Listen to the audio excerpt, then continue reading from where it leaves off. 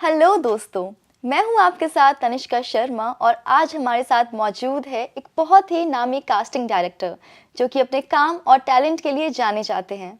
आज हमें मौका मिला है इनसे बात करने का और कास्टिंग के कुछ एस्पेक्ट्स जानने का, जिसकी वजह से एस्पायरिंग एक्टर्स को बहुत मदद मिलने वाली है। अभिषेक जी, आपका बहुत बहुत धन्यवाद हमारे साथ जुड़ने का और अपना कीमती समय निकालने का। Thank you, Taniska, for inviting me. सबसे पहले तो मैं आपसे ये जानना चाहती हूँ कि इंडस्ट्री में आपकी शुरुआत कैसे हुई और आपने कास्टिंग फील्ड कैसे चुनी? Actually, by the time I passed class 12, I knew for sure that I wanted to become an actor. So एक दिन मैंने अपने डैड से कहा कि मुझे एक्टर ही बनना है। तो उस समय डैड ने कहा कि एक्टिंग प्रोफेशन जो है बहुत अनश्योरिटी होता है, तो या तो सीए बन जा, या तो डॉक्टर बन जा, या तो फैमिली बिजनेस है उसे संभाल ले। सो उस समय मैं अपने डैड को कन्विंस नहीं कर पाया, और उसके बाद मैंने सोचा कि let's do grades. So I started my grads, but by the time I was in my second year, I dropped out the college and I made my mind कि मुझे बनना तो एक्टर ही है. उसके बाद I lied to my parents that I got a job in the film industry as a film writer. And उसके बाद it was 2016, early 2016, I left for Mumbai. And मुझे पहले लगता था कि वहाँ पे जाएंगे, ऑडिशन देंगे और सब कुछ आसान होगा. But when I actually went there, then मुझे पता चला कि it's really tough. So मुझे कुछ पता नहीं था कि कैसे क्या करना है. Then I used to fall for like fake audition and all. मैंने कुछ ग्रुप्स वगैरह देखे फेसबुक में, वहाँ पे बोलते थे आप एक्टर बन जाओगे, ऐसा है. सो आई रिमेंबर कितने फ्रॉडस्टर्स से मैं मिला, बोलते थे रजिस्ट्रेशन चार्जेस आपको देना पड़ेगा एंड उसके बाद आपको फिल्म मिल जाएगा. But I never really paid them because I used to think, I was quite skeptical about that how can everything be so easy. So it took me time to realize that this industry is really tough. So उसके बाद I figure out that there are some genuine casting agency in Aram Nagar, in Mahda, Four Bungalow side. So वहाँ पे लंबी लंबी लाइनें लगती थी वहाँ पे इंट्रो के लिए. तो I started going there with some of my friends. तो उसके बाद जब मैं जाने लगा तो मैंने कितने ऑडिशन दिए भी, तब मुझे रियलाइज़ हुआ कि to become an actor you need to learn acting. It's not that easy, like just जैसे आपको डॉक्टर बनना है या कोई भी प्रोफेशन, तो उसके लिए आपको पढ़ाई करनी पड़ती है. तो उस समय मुझे रियलाइज़ हुआ कि मैं घर छोड़ा था, मैंने सोचा था कि आसान है, बट उतना आसान नहीं है. सो अब मैंने घर छोड़ दिया, पेरेंट्स से झूठ बोल दिया, पेरेंट्स से पैसे ले नहीं सकता. तो to survive in the industry now I started searching for jobs. So मैंने पढ़ा था नवाज सिद्दीकी सर के बारे में कि like in his struggling days he used to work as a watchman and दिन में गो फॉर ऑडिशन. तो मैंने भी सोचा कि let's do that. So I think around 15 days I worked as a watchman and दिन में I use to go for trying for audition. फिर मुझे रियलाइज़ हो गया कि मुझसे नहीं हो पाएगा ये काम. फिर I switch to multiple fields, like I worked in a call centre for around 3 months. उसके बाद मैंने नाइट शिफ्ट करता था और दिन में ऑडिशन के लिए जाता था. लेकिन फिर मुझे रियलाइज़ हुआ कि ज़्यादातर मैं मतलब दिन में, क्योंकि आई वॉज सो टायर्ड कि दिन भर मैं सोता ही रहता था और उतना प्रोडक्टिव हो नहीं पाता था. Then I switch to multiple fields, like I also sold policies for some time. और ऐसे करते करते 6 months हो गए. जॉब करता था, सेविंग करता था, and I use to find my way. Then one day in Prithvi cafe I was just sitting and chilling and thinking about my future. मैंने सोच लिया था कि जब तक कुछ करूँगा नहीं, घर तो जाना नहीं है. So one day I met a writer, he is a Bollywood writer, Aryan Shah. So I was just sitting and क्योंकि वहाँ पे वीकेंड्स में लाइव परफॉर्मेंस होते हैं तो काफ़ी क्राउडेड होता है. तो he set in my table and then we started interacting and मुझे पता चला ही इज़ अ राइटर.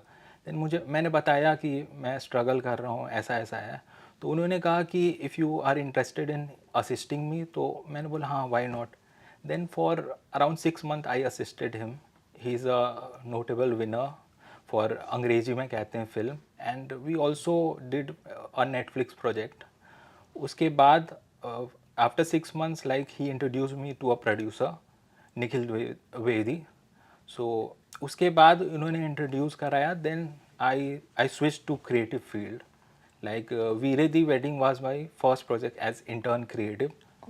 उसके बाद I worked there and the producer was happy with my hard work. Then I worked for that production house for around 3 years and वहाँ पे मैंने multiple projects किए, TV show किए. Then I was associate creative head and वहाँ से मुझे casting में भी इंटरेस्ट आने लगा and that was my first show Shrimad Bhagavat.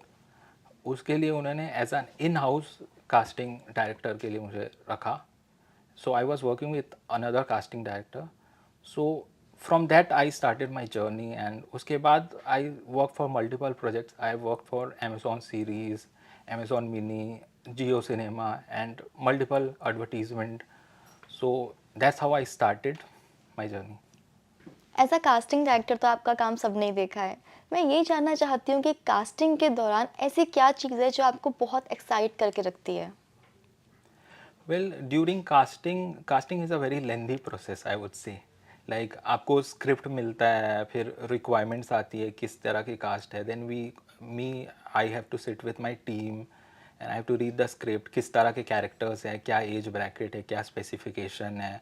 कितनी बार ऐसा भी होता है कि फेशियल फीचर्स कैसा होगा, डस्की है या whatever. सो उसके बाद we started like we arrange audition and उसके बाद like my team used to take like audition full day. उसके बाद next day I will sit with my laptop and I will go through all the audition and उसमें से मुझे लगता है जिस जो टैलेंटेड है then I will short list them and उसके बाद मैं अपने से ऊपर मतलब क्रिएटिव डायरेक्टर को, प्रोडक्शन को ऑप्शन भेजता हूँ. तो मुझे मतलब जो मैं देखता हूँ जो एक्टर्स, एक एक्टर्स होते हैं जो प्रिटेंड करते हैं, एक्ट करते हैं, लेकिन एक एक्टर्स होते हैं जो एक्ट वो कैरेक्टर की लाइफ जीते हैं. तो मुझे जब वैसे कोई कैरेक्टर मिलते हैं, ऐसे कोई आर्टिस्ट मुझे मिलते हैं ड्यूरिंग ऑडिशन जो बता नहीं सकते हैं, डिस्टिंग्विश नहीं कर सकते हैं कि रियल है या ये सच में ऐसा है, तो मुझे दैट एक्साइट मी. ओके. नए प्रोजेक्ट जब आप स्टार्ट करते हैं और उसके लिए नए फेसेस, नए टैलेंट ढूंढते हैं, तो वो क्या क्वालिटीज़ है जो आप सबसे पहले यू लुक फॉर. ऐसी क्या चीज़ है जो लोगों को आपकी नज़र में अलग बना देता है. बेसिकली आई वुड से कि ये रिक्वायरमेंट पे डिपेंड करता है. लाइक अगर रिक्वायरमेंट है, अगर जिस तरह की रिक्वायरमेंट है, अगर नेगेटिव शेड कैरेक्टर है, ग्रे शेड कैरेक्टर है, तो उस तरह की रिक्वायरमेंट के डिपेंड्स ऑन द रिक्वायरमेंट. अगर कोई एक्टर है उसका परफॉर्मेंस उस लुक के हिसाब से जाता है देन इट मेक सेंस. जो ये नए एस्पायरिंग एक्टर्स हैं जो इंडस्ट्री में एंट्री लेना चाहते हैं, आप उनको क्या एडवाइस देना चाहेंगे कि मतलब वो किसी कास्टिंग डायरेक्टर को अपनी प्रोफाइल भेजने से पहले वो क्या प्रिपरेशन करके रखे या फिर क्या उनको बातें जो ध्यान में रखनी चाहिए. First of all, I'll say that I daily get like around 1,000 plus messages, and most of them send me like 50 to 100 images per day. So मैं उनसे ये कहूँगा कि अगर आपको मॉडल बनना है, मॉडलिंग में जाना है, तो you can send to the relative field. But as an actor अगर आपको काम करना है तो इतने पिक्चर्स भेजने की ज़रूरत नहीं है. I think 1 or 2 pictures is enough. And audition आपका कितना वेरिएशन हो सकता है, 2-3 audition variation, 1-2 pictures is enough and without filter. That's जैसे एस्पायरिंग एक्टर्स हैं उनको जी. फेक कास्टिंग कॉल्स भी बहुत आती है जी, बहुत. और अभी आपने भी डिस्कस करी थी ये बात. जी. तो मैं जानना चाहती हूँ कि ऐसी कौन सी बात है जो उनको ध्यान में रखनी चाहिए जब वो किसी से डील कर रहे हैं. फर्स्टली ऐसा इंडस्ट्री में मैं कहना चाहूँगा कि अगर आप बाहर आउटसाइडर हो तो आपको 80% आपको उस तरह के लोग मिलेंगे जो फेक कास्टिंग डायरेक्टर होंगे. बट इसमें रेड फ्लैग आपको ऐसे पता चलेगा अगर कोई कास्टिंग वाला है, अगर कोई कास्टिंग डायरेक्टर है या कास्टिंग कोऑर्डिनेटर है, अगर कहता है कि आपको मैं काम दिलाऊंगा, आप मुझे इतने फ़ीस दे दो, या रजिस्ट्रेशन फ़ीस के नाम से या फिर आर्टिस्ट कार्ड के नाम से अगर मांगता है, तो 90% ऑफ द टाइम फेक है. आर्टिस्ट कार्ड एक्चुअली रिक्वायर्ड नहीं है, ये फेक जो होते हैं. तो इससे आप समझ सकते हो. और जहाँ तक मोस्टली हैं कोई रजिस्ट्रेशन चार्जेस नहीं करते. मैंने कभी चार्ज नहीं किया है. I know 1-2 big casting directors. Like I know a ma'am, she is in the industry for 20 years. So she charges a minimal fee because she runs the website and उन्हें data manage करना पड़ता है. That's why. But mostly no one charges. So अगर आपसे अगर कोई charge भी करता है तो आप उसके बारे में सर्च करो कि जेन्युइन है, इसने क्या किया है, फाइंड आउट ऑन गूगल या फिर IMDb पे चेक करो, देखो क्रेडिट्स, देखो उन्होंने क्या किया है, किस लिए चार्ज कर रहा है, ऑफिस कहाँ पे है, डू योर रिसर्च। या इंडस्ट्री में नेपोटिज्म के बारे में आपके क्या व्यूज़ हैं? Good question. Actually nepotism was always there and it will always be Yeah. There. उसका कुछ कह नहीं सकते हैं। आपको एक एग्जांपल दे रहा हूँ, जैसे कि suppose your dad has a is running a business, right?